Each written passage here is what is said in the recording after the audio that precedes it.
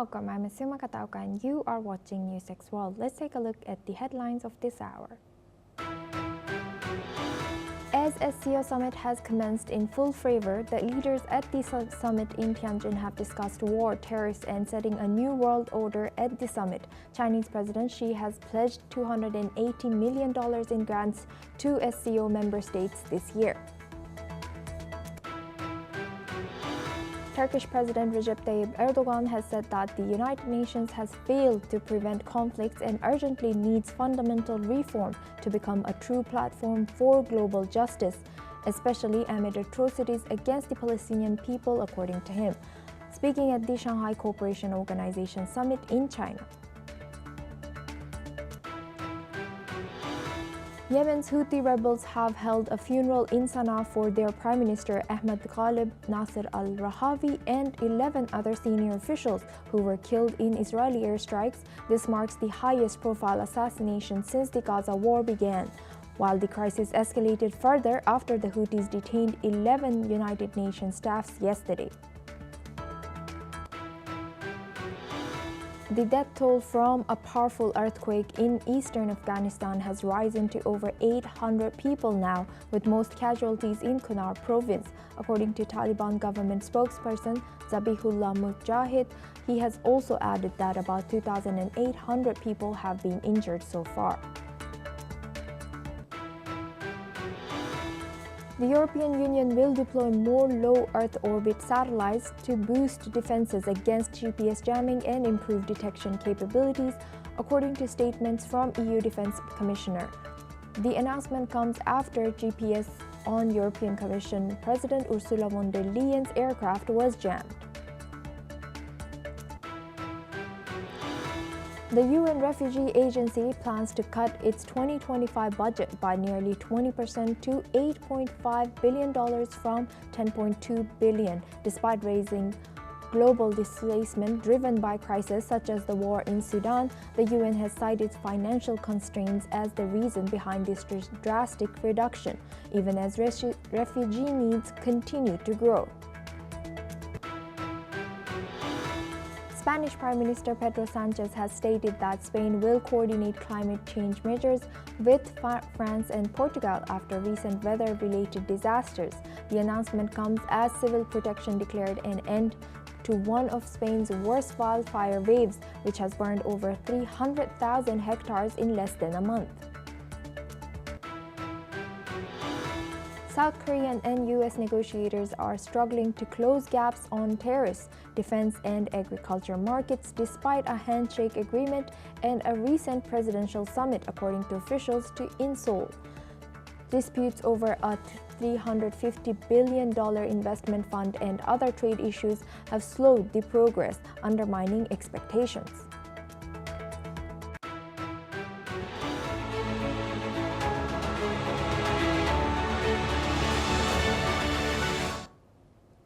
Chinese President Xi Jinping has pushed his vision for a new global security and economic order that prioritizes the global south, positioning it as a direct challenge to the United States during the Shanghai Cooperation Organization Summit in Tianjin, attended by Russian President Vladimir Putin and Indian Prime Minister Narendra Modi and many others.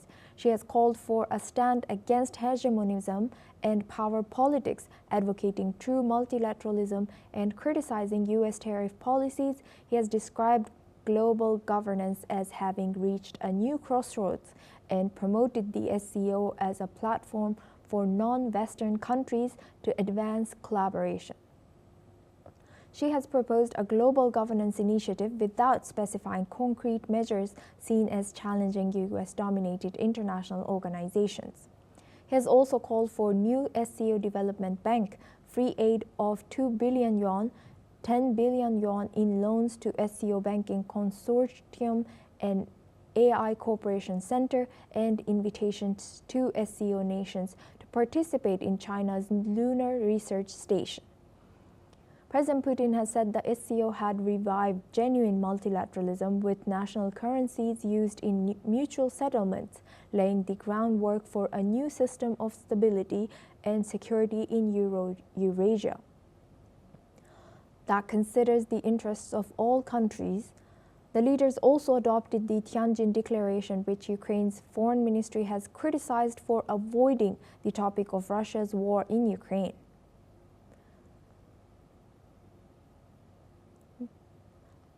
Now, for this discussion, we are joined by Daniel Wagner. He's a CEO of Country Risk Solutions, joins us live from Portland, and David K. Johnston.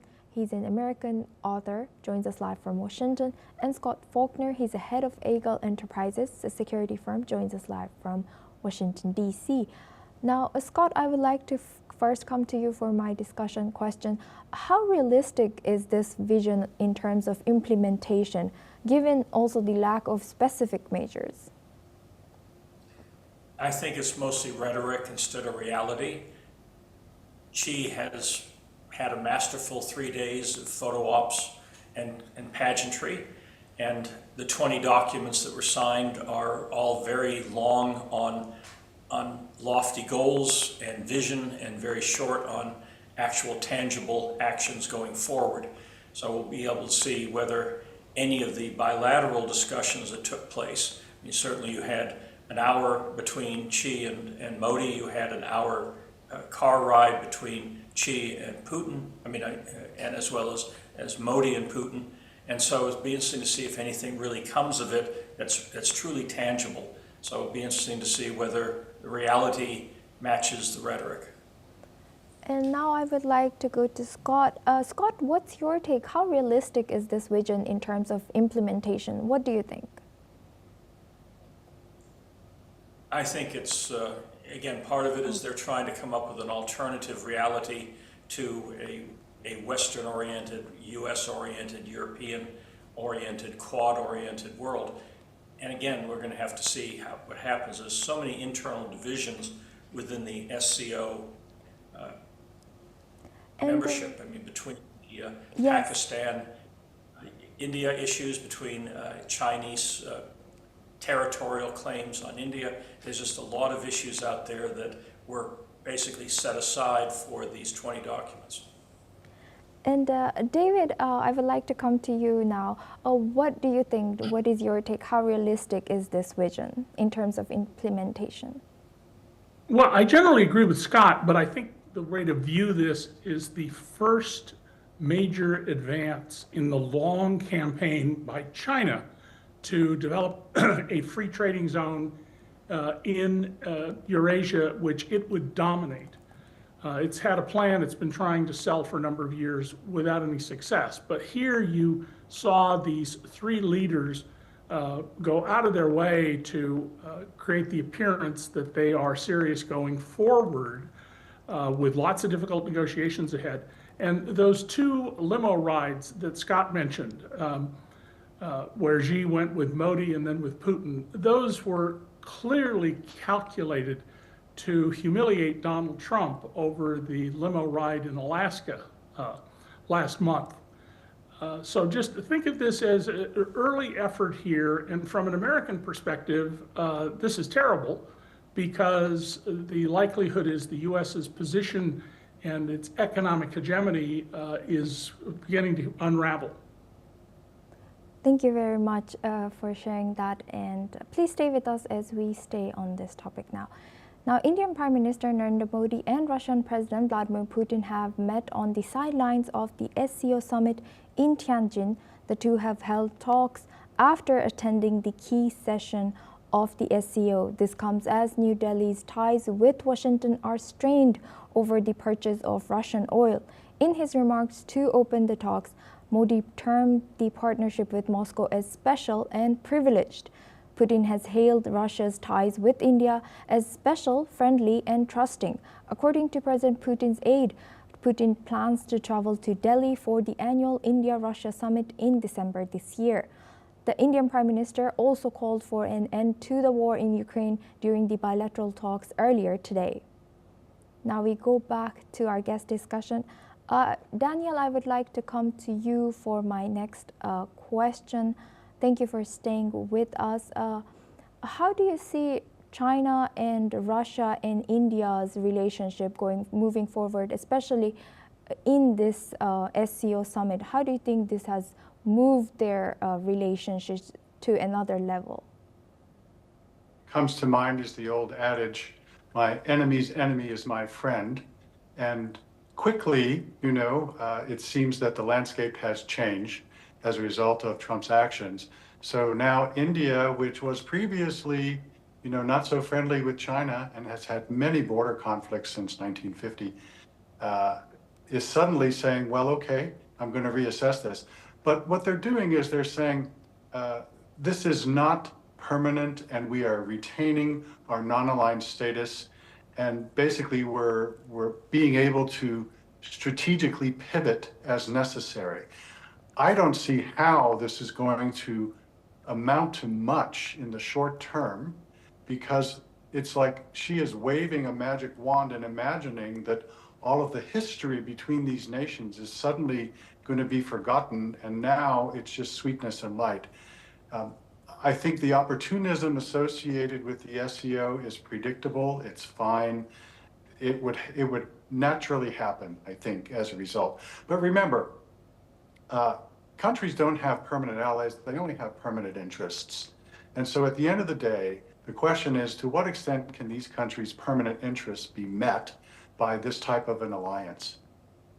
Right. Thank you very much. Now I would like to take Scott. Scott, how significant is Prime Minister Modi's meeting with President Xi in redefining India-China relations within the SCO framework? And do you believe this signals a genuine shift or just a tactical pause in their rivalry?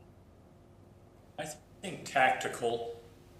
Modi is a genius at positioning India astride all these different networks. I mean, they're going to be hosting the BRICS summit next year. Of course, he's got the summit coming up with Putin.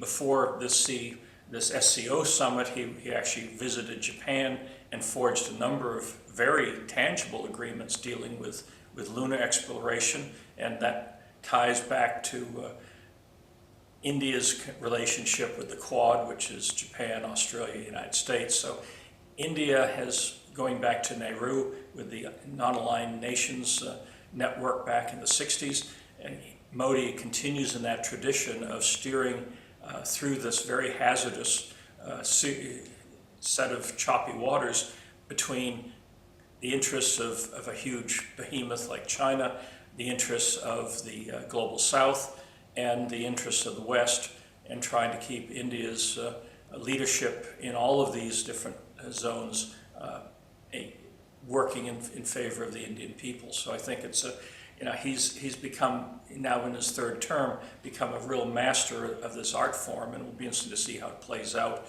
as the next few years happen. Yes, thank you very much for sharing that. We'll stay on this topic now. China's Xi Jinping has told India's Prime Minister Narendra Modi that the right choice is for their countries to be friends during their first meeting in 7 years.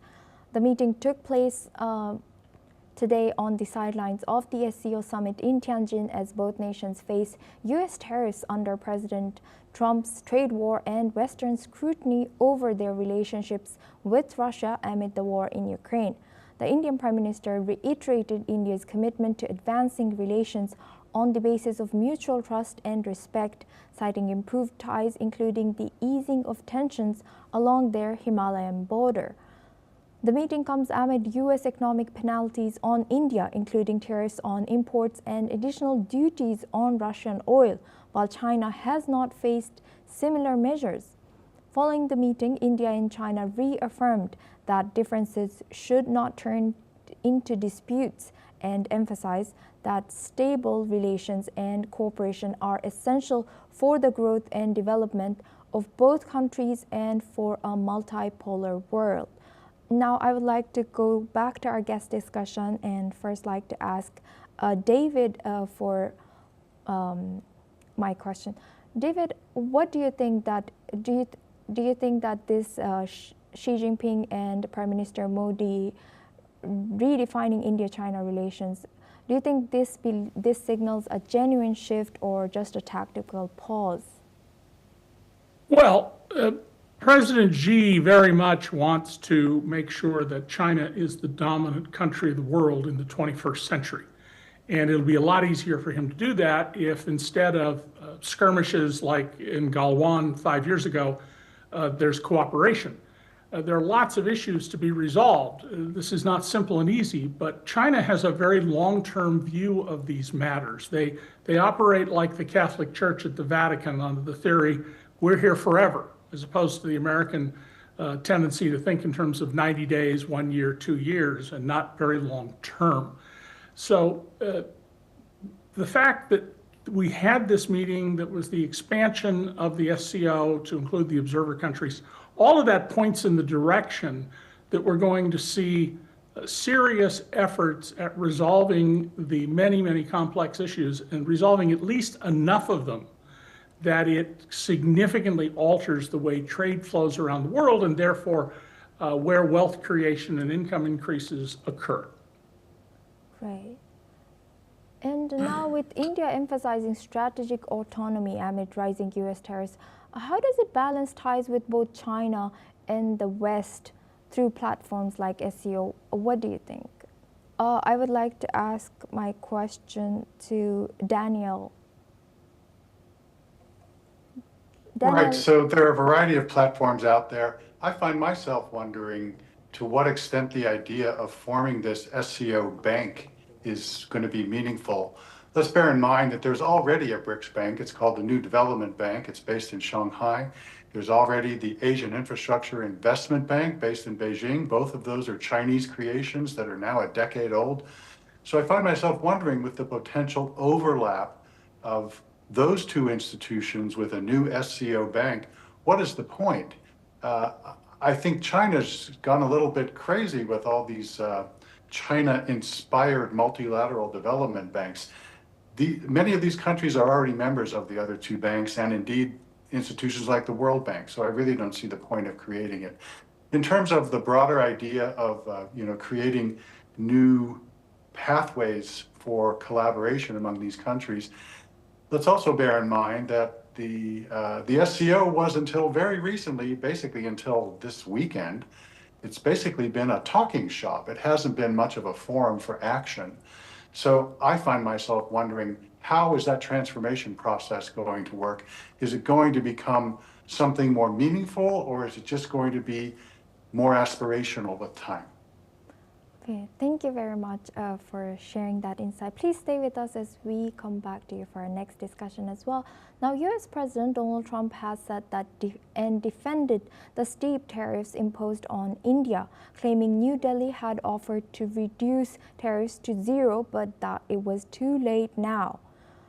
President Trump has posted on his Truth Social the hours after Prime Minister Narendra Modi met with Russian President Vladimir Putin and Chinese Prime Minister Xi Jinping at the SCO Summit, describing trade with India as a one-sided disaster. He alleged that while India sells massive amounts of goods to the US, American businesses struggle to sell to India due to high tariffs. Reiterating claims debunked by New Delhi, President Trump has said India had offered to cut tariffs on to nothing, but the move should have happened years ago. The US has recently imposed a total of 50% duties on Indian goods, including a 25% levy for India's refusal to reduce oil purchases from Russia. President Trump's remarks come amid growing criticism of the tariffs, both domestically and internationally. Now, I'd like to go back to our guest discussion with David. David, what is your take on this now? How could Trump's framing of US-India trade as a one-sided disaster influence any future bilateral negotiations? Well, there aren't really any serious negotiations going on. I mean, it's important to understand that Donald, whom I've known and covered for almost 40 years, longer than any other journalist, he doesn't understand anything about issues involving trade. He flip-flops left and right. He claims powers he doesn't have, like to impose tariffs, as a court just ruled that he cannot do. So thinking about anything Donald does in terms of there's some policy here, there's a strategy underlying it, is a big mistake. Donald creates his own reality. He makes it up as he goes along. And if he needs to change the narrative, he just changes it. He's no different than a novelist who takes a page, tears it up, and rewrites it because a new narrative line is needed. Don't pay serious attention to the things Donald is doing in that sense, other than he has undone more than 30 years of U.S. efforts to try to wean New Delhi away from any meaningful relationship with the Kremlin, to try and make India directing in its thoughts toward Washington, not the Kremlin, not Beijing, but Washington. And Donald Trump's just blown that up in a matter of months. Yes, indeed. And Scott, what's your take? Do you agree that Trump framing India, it doesn't matter as much, or like he can do this and change the next day?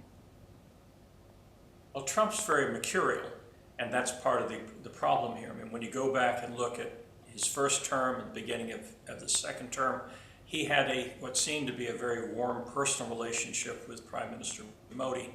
And a lot of discussions happened in the first 100+ days of the second Trump administration about the reshoring of America's supply chain. Some of it coming out of China, coming back directly to the United States and rebuilding our industrial base, but the other part was reshoring into India.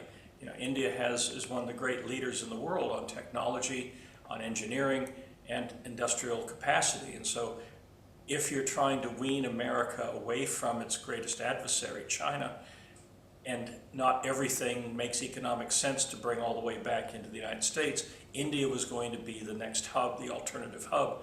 And all of this current rhetoric, this punitive 50% tariff on, secondary tariff on India to try to punish them for their relationship with Russia, it really just sort of puts everything back into chaos. And so I have no idea. I think most people are scratching their heads on what really is going to play out here as in the next 3+ years of the Trump administration in regards to U.S.-India relations. I mean, we're about to have a new U.S. ambassador to India who's a Trump intimate. There'll be confirmation hearings coming up in the next month regarding Ambassador designate Gore. And so the question is, is he going to be an enforcer and therefore further drive a wedge between the U.S. and India, or is he going to try to back channel and try to rebuild some of the relationships? He has no foreign policy experience, but he is a Trump intimate. So it's going to be very interesting to see what the confirmation hearings are all about and to see what he actually does as he tries to become part of a pivotal relationship between the U.S. and India. Yes, and David, what's your take on that? Scott has said that the new ambassador has been assigned to India, who's an intimate of President Trump. Do you think this might change anything that look like the strained relationship between India and the U.S.? Well, the ambassador designate, as Scott points out, has absolutely no experience in diplomacy. And the problem, one of the key problems with the Trump administration, is that Donald surrounds himself with people based on their loyalty to him. He is the third generation head of a 4-generation white collar crime family. We have a number of these in the United States and other places around the world, as I teach my criminal justice students. They don't kill people, they steal with contracts and cronyism and corruption. And Donald's administration is full of people like this with no knowledge of diplomacy, no deep understanding of the intricacies of trade, of logistical supply lines. So I will be very surprised, assuming the ambassador is confirmed, and I'm sure he will be, that there will be anything particularly good that will come out of this. Donald wants ambassadors to interfere, as one of them has done in Denmark. He wants them to bully other countries, and he's not interested in doing anything that doesn't amount to world leaders turning to him, as he has claimed they do, and saying, "Oh, Mr. President, thank you so much for doing something that was terrible for their own country." Made up stuff of the kind Donald does, because he creates his own reality. Thank you very much, Daniel Wagner, also. And David K. Johnson for joining us, and also Scott Faulkner for joining us and staying with us throughout our news and sharing your insights. Thank you very much. Now we move on to Asia. The devastating 6.0 magnitude earthquake that has struck eastern Afghanistan on September 1st, killing over 800 and injuring at least 2,800 people, has drawn limited but growing international response. India was among the first to act, delivering 1,000 family tents and 15 tons of food to affected areas, with more aid en route. China has expressed readiness to provide disaster relief based on Afghanistan's needs, while the UN Under-Secretary General Antonio Guterres began coordinating assistance through its mission in the country. Pope Leo has also offered condolences to the victims. However, Afghan officials have noted that no major foreign governments initially reached out to support rescue or relief work.